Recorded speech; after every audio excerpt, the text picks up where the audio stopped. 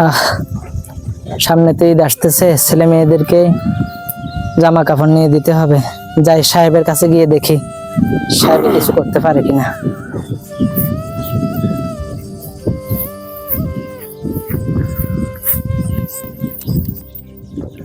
আসসালামু আলাইকুম রহমতুল্লাহ। কেমন আছেন? ওয়ালাইকুম আসসালাম ওয়া রাহমাতুল্লাহ। আলহামদুলিল্লাহ। সাহেব, প্রত্যেক বছর তো আমার ছেলে মেয়েদের জন্য আপনি সহযোগিতা করেন। এবছরও যদি সহায়তা করতেন ফিতরা দিয়ে তাহলে অনেক ভালো হতো। আমার ছেলে মেয়েদেরকে আমি ঈদে করে দিতে পারতাম, মার্কেট করে দিতে পারতাম, অনেক উপকার হতো। এখানে কয়জনের নাম আছে দেখো তো। 200 জনের নাম আছে। ওনার নামটা লাস্টে লিখে রাখো। আচ্ছা ঠিক আছে। আমার এখন একটা মিটিং আছে, ওইখানে যাব, সাংবাদিক আসবে, অনেক মিডিয়া বাইরে আসবে, ওখানে ফিতরা দিব, দান সদকা করবো। ওইখান থেকে আসি, তুমি তো আমার বাড়ির পাশের মানুষ, তোমাকে দেওয়া হবে। ঠিক আছে স্যার, আমার দিকে একটু দেখবেন। ঠিক আছে, তুমি যাও দিবে। হ্যাঁ স্যার। ঠিক আছে, যাও, সমস্যা নেই। স্যার ওনারা ফিতরার জন্য আসছে টাকা দেওয়ার জন্য। আসো, এই ছবি তুলো, ছবি তুলো। ঠিক আছে, আরেকজন আসেন। ভিডিও করো, ভিডিও। ঠিক আছে। আমলাদের কলম আছে।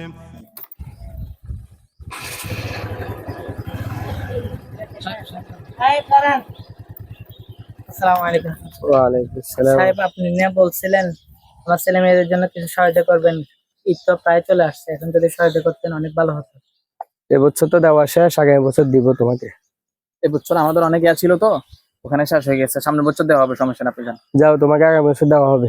স্যার, আমার ছেলে মেয়েদের কি হবে একটু দেখলে অনেক ভালো হতো। তোমাকে যেতে বলছি না, আগামী বছর দেওয়া হবে তোমাকে। আপনি যান, আপনি যান, পরের বছর আপনাকে দেওয়া হবে, সমস্যা নাই, যান। আসসালামু আলাইকুম ওয়া রাহমাতুল্লাহ। ওয়ালাইকুম আসসালাম ওয়া রাহমাতুল্লাহি ওয়া বারাকাতুহু। কেমন আছেন সবাই? আলহামদুলিল্লাহ। কেমন আছেন? এখানে কি হচ্ছে? এখানে কি সমস্যা কি? সাহেব আমাকে দিবে বলছিল, আমার ছেলে মেয়েদের জন্য সহায়তা করবে বলছিল। জি। এবার রোজার মধ্যে ঈদের জন্য শপিং করার জন্য ছেলেদের জন্য। তো এখন আমাকে ধমক দিচ্ছে, মানে দিবে না বলতেছে, সামনে বছর দিবে বলছে। আচ্ছা। এখন আমার ছেলে মেয়েদের কি হবে এটা আর কি। ও আচ্ছা। এখানে বিষয়টা আসলে হচ্ছে আমাদের ওই অনেকটা ছিল তো, 200 জনের তালিকা ছিল। জি তো আমাদের 200 জনের দেওয়া শেষ। তো উনি আগে বলেছিল আমাদের পাশের বাড়িতে। জি তো সাহেবকে বলার পর সাহেব বলছে দিবে, কিন্তু আমাদের ওই কোটা শেষ হয়ে যাওয়াতে সাহেবের একটা মিটিং ছিল, ওখানে অনেক সাংবাদিক ছিল, অনেক মানুষ ছিল, ওখানে ভিডিও হয়েছে, সাহেব ওখানে দান সৎকার করছিলেন। আচ্ছা। যার কারণে শেষ হয়ে যাওয়াতে উনি ওনাকে দিতে পারে নাই। তো উনাকে সাহেব প্রথমে সুন্দরভাবে বুঝাই বলছে যে পরে দিবে, এখন যান, কিন্তু উনি বুঝতেছে না। জি। তো এই সাহেব একটু বলছে আর কি, ওনাকে সামনে বছর দিবে। যাক সাহেব, আসসালামু আলাইকুম ওয়া রাহমাতুল্লাহ। ভালো আছেন?